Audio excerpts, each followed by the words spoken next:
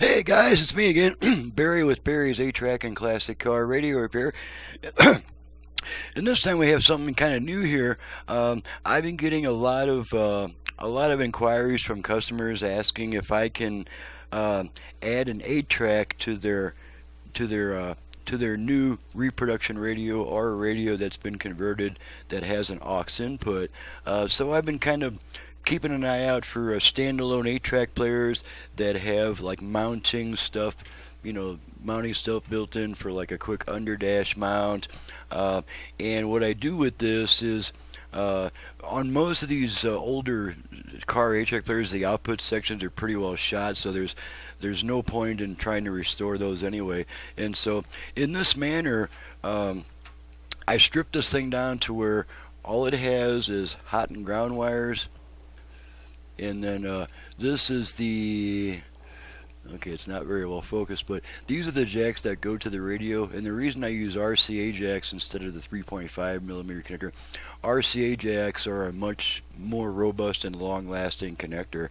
And then because this because this 8-track is going to use up the radio's aux input, that's why I add an extra aux input so you can still use a portable audio device. And then of course you've got just your hot and ground wires. And then now one thing I'll say about this, this thing originally had a feature called Quatravox. It's also called 4-channel matrix. All it is they reverse the left and right rear speakers. They connect the right rear speaker to the left front output and the left rear speaker to the right front output, so that it's supposed to be a simulated 4-channel effect. It's not even that. It's just mixed up stereo, because now you've got your left signal coming from your left front and right rear speaker, and your right signal's coming out of your right front and left rear speaker. So it's not even close to a 4-channel simulation. It's just mixed up stereo. So anytime you see Quatravox or 4-channel matrix, all you're looking at is they've got the left and right speakers reversed. And so obviously this feature is no longer functional on this unit, because now it's just a line level output. It's not even going to drive speakers on its own. It needs the radio's amplifiers to drive the speakers. So with all that being stated, let's go ahead and hook this puppy up and make sure it works before we send it back. And I'll even tell you who purchased it and who it's going to and all that cool stuff. So we just need to get our hot and ground wires hooked up here. Easy enough there. Okay, there's our hot. Okay, and incidentally, this is a unit that I've sold to a customer, and that customer is Steve, and he's in Waller, Texas. So thank you, Steve, for your business all the way from Texas.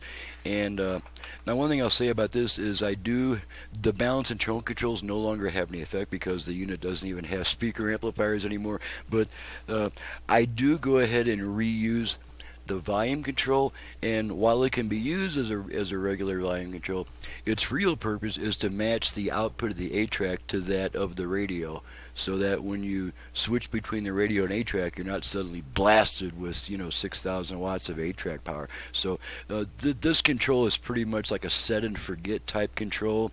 As I mentioned, you can use it as volume control, but maximum volume will only go as high as the radio is turned up, because it's the radio now where you control your volume, tone, and balance from the 8-track. That's part of the reproduction radio's features. So I think we're all hooked up. Let's go ahead and fire it up, pop a tape in, and make sure it works. Here we go.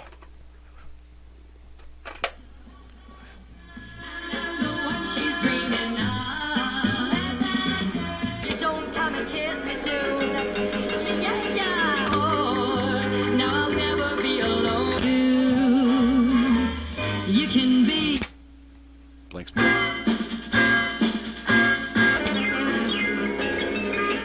And as you can see, the volume control works.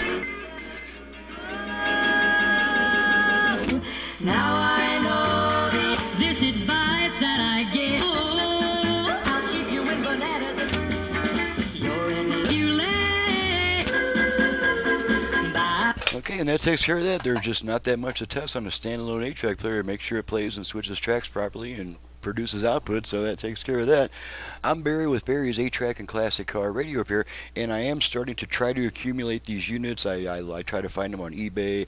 Uh, Not too many of them are really good candidates because they either don't have any kind of mounting scheme, or they're just all cosmetically beat to crap and or just look horrible. So I don't see too many of these that I consider worth buying and fixing up, but this was one of them. So once again, this belongs to Steve in Waller, Texas, and so Steve is going to be receiving this unit pretty quickly.